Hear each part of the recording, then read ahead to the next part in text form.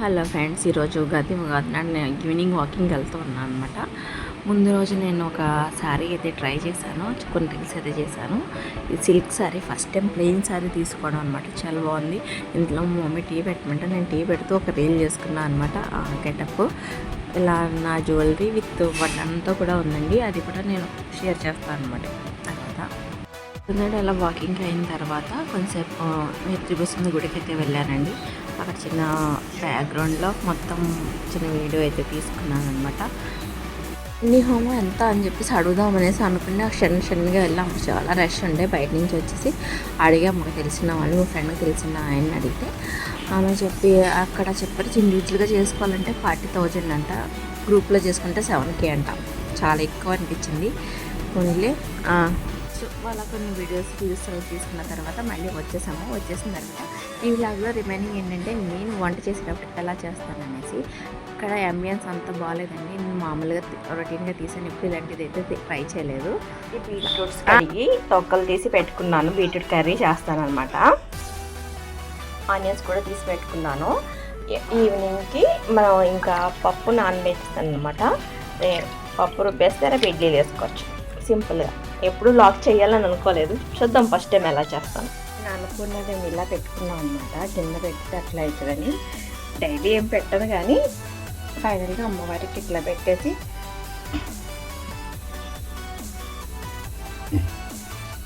అప్పుడు పెడతాను మంచిగా. ఇప్పుడు నేను రైస్ పెడుతున్నాను, అమ్మవారి ఇక్కడ ఉంటారనమాట. రైస్ పెట్టేసి ఇంట్లో కుక్కర్ పెట్టేస్తాను, అప్పుడు మళ్ళీ చూపిస్తాను. రైస్ అప్పుడు ఇలా ఇండక్షన్ మీద పెడతాను అనమాట. కొంచెం తగ్గిస్తుంది, స్టీల్ కదా మంచిగా అవుతుంది అని చెప్పేసి. అది రెడ్ రైస్ కదా మంచిగా అవుతుంది. ఇట్లా ఇండక్షన్ మీద పెడతాను.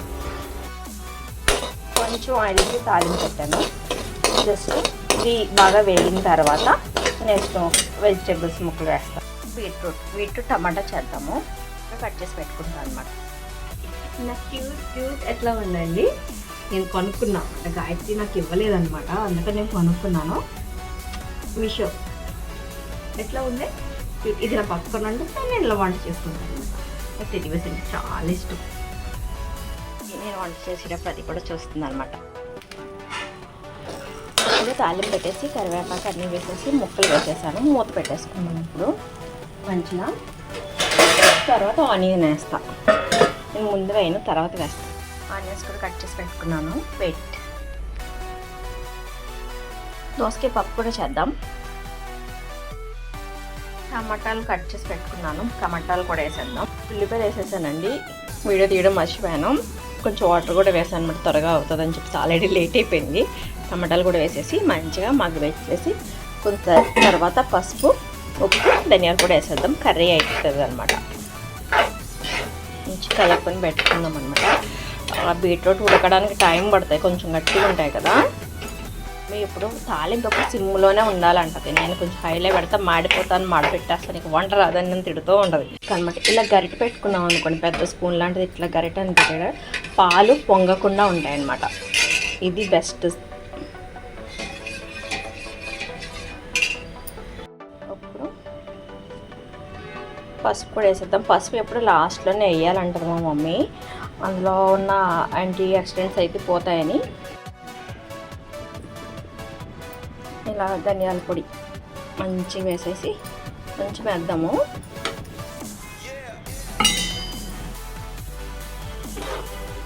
మంచిగా వేసి మంచిగా తిప్పుదాము. కెమెరాతో కష్టమవుతుంది. యాక్చువల్గా బౌల్స్ కూడా మారుస్తాను అంటే నేను ఎప్పుడో బ్లాగ్ చేయాలనుకుంటున్నాను. యాక్చువల్గా ఇది వాడకూడదు, నేను అన్నీ స్టీల్ ప్రిఫర్ చేస్తున్నప్పుడు, ఇది ఇండక్షన్ కదా, అన్నీ కుకింగ్ వేర్ కూడా మారుస్తాను డెఫినెట్గా.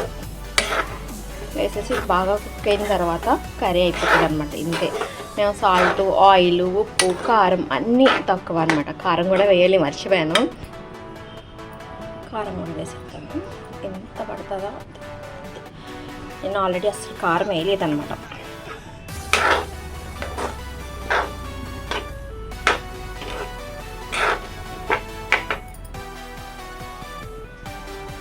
కానీ అది వీడియో చేయలేదు. కానీ ఫైనల్గా అంతా అయిపోయిన తర్వాత నైవేద్యం పెట్టాను. రెడ్ రైస్ విత్ కర్రీ, నెయ్యి, పెరుగుతో అమ్మవారికి వసంత నవరాత్రులు కదా సింపుల్గా చేస్తున్నానులేండి. అలా అదే ప్రసాదంగా పెట్టి నేను తిన్నాను అనమాట. పువ్వులు కూడా మా ఇంట్లో అనమాట. ఇలా ఫస్ట్ ఇలా ఒక లాగు చేశాను. ఎలా ఉంది?